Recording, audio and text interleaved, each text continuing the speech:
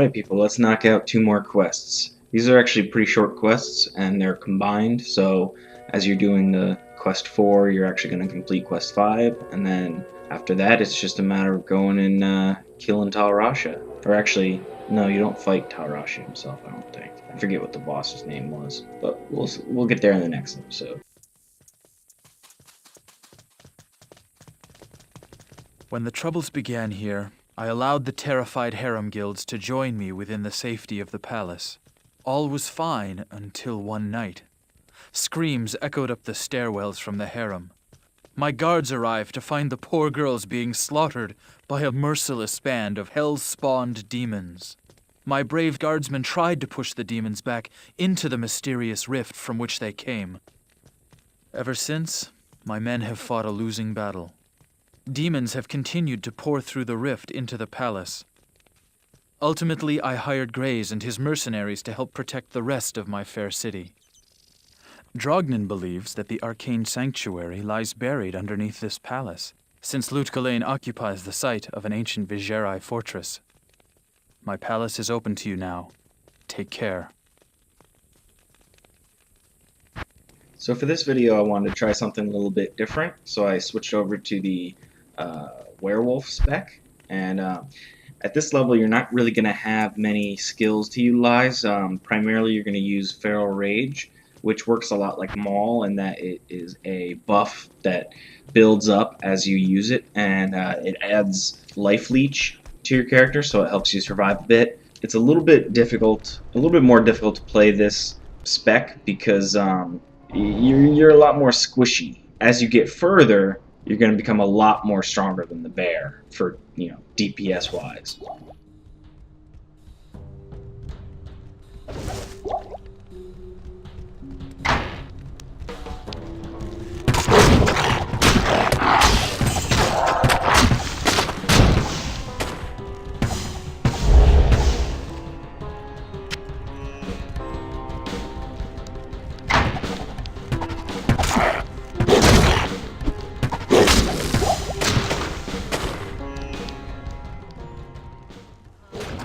Another skill you'll have access to at this level is called Rabies, and it's really not that much worth it because basically what it does is it poisons the enemy you hit it with, and then that poison spreads to other enemies around that enemy. But the problem with it is that the timer only works from the initial enemy. So say it's like a 4-second timer. You infect the first guy, and he doesn't infect other guys until he's already 2 seconds in. And those ones that just got infected, their poison is only going to last for 2 seconds. So DPS wise, it's not really worth it. Once you get to level 30 though, you get a skill called Fury, which is balls to the wall like DPS. It's basically an attack that is, you use it once and it's 5 attacks all rolled up into one. So yeah, it's very powerful.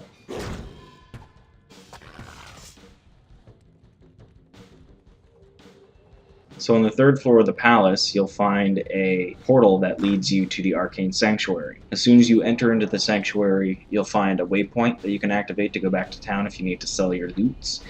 The Arcane Sanctuary branches off into 4 different directions, 3 of which loop back around, and the 4th leads you to the boss and a little pedestal with some quest information.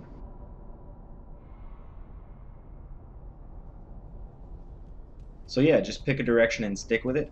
The monsters here are these mages, which can be a little bit annoying because they run away from you, and they cast like a sort of like a fire spell on the floor that can damage you. And the other ones, the ones that I find the most annoying in this fucking game, well, maybe not the most annoying, but second most annoying, are these spectral enemies that drain your mana. And this is especially bad for this spec because you need your mana to keep your life leech up.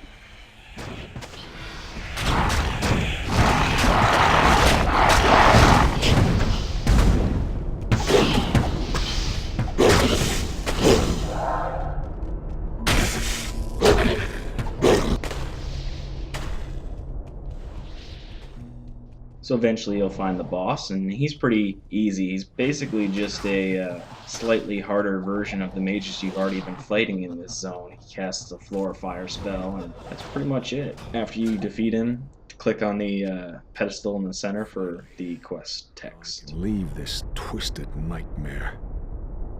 Seekers of the tomb of Tal Rasha will find it through the portal. But know that the glowing glyphs recorded here in my arcane sanctuary are the signs of the 6 false tombs.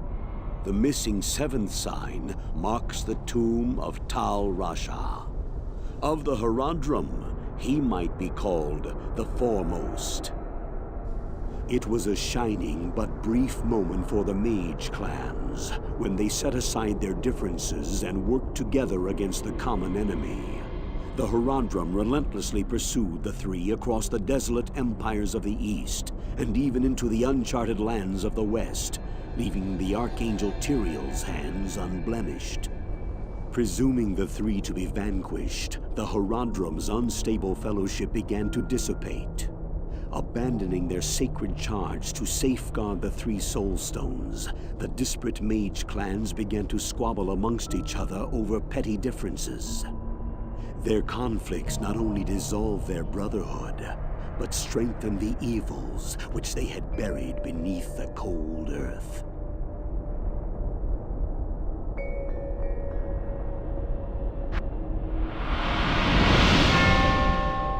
So that completes the 4th quest. Now you're going to want to go through the portal that opens up, which will bring you to the Canyon of the Magi. And right when you get there, of course, you're going to want to activate the waypoint and head back to town, and basically just speak to any of the NPCs with a bubble over the head, and that will complete the 5th quest.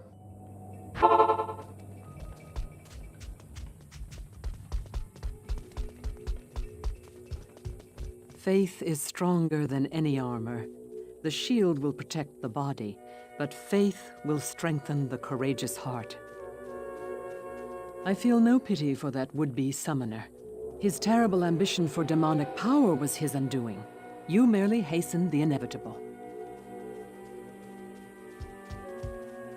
Good day.